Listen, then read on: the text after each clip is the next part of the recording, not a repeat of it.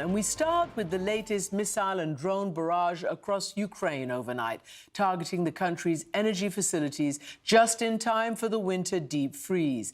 Air raid sirens sounded across the country, pushing people to take shelter inside Kyiv's subway system. This is also Russian President Vladimir Putin's form of politics.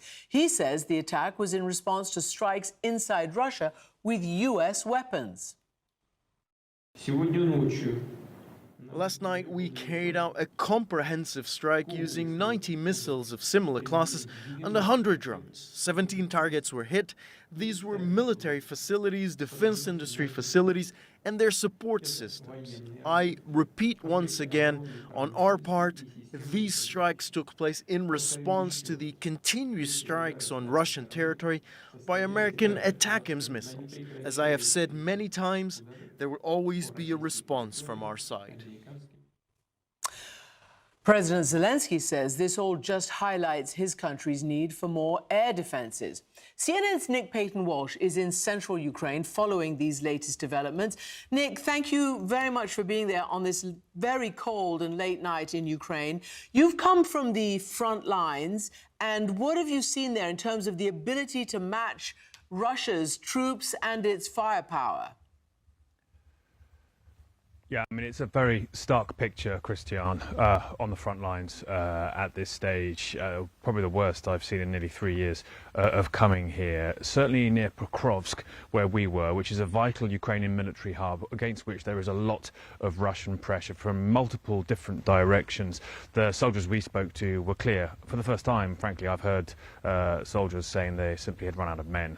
One of them said he felt alone and essentially the conversation was about how the next couple of months might indeed see a severe worsening of their situation on that front line there. We saw on videos from drone feeds ourselves how the Russian assault is just relentless. Tank after tank at some points in the day dropping off infantry that stay in tree lines. They get hit by the drones that Ukraine really have to rely on now to try and slow down these Russian infantry advances because Ukraine is so short of infantry themselves.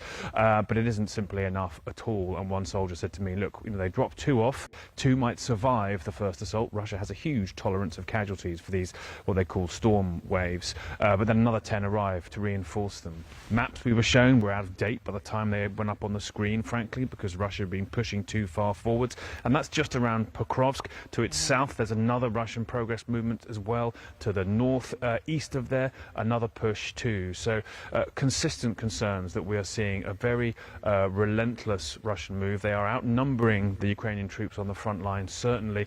And above all of this, in the background, is these assaults we've been seeing against energy infrastructure. Today's was the 11th that's happened so far this year.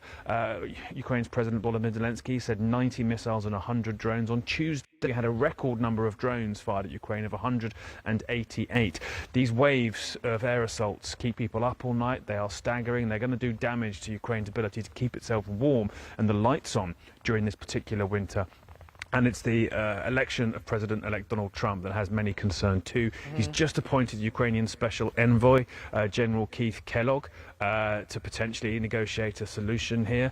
In fact, Putin, in his comments, suggested that Trump was both experienced and capable and might be able to find a solution. Kellogg's solution essentially freezes the front line, according to a plan he wrote back in April, and would ask Ukraine to accept security guarantees, but also pursue the return of all of its lands only through diplomacy. It's a complex plan, certainly. It seems simple on the surface, and it relies on a lot of, I think, malleability and agreement from Vladimir Putin, who right now appears to see his chance. Christian? Indeed, indeed, as everybody waits for what Trump will do. Nick Payton-Walsh, thank you.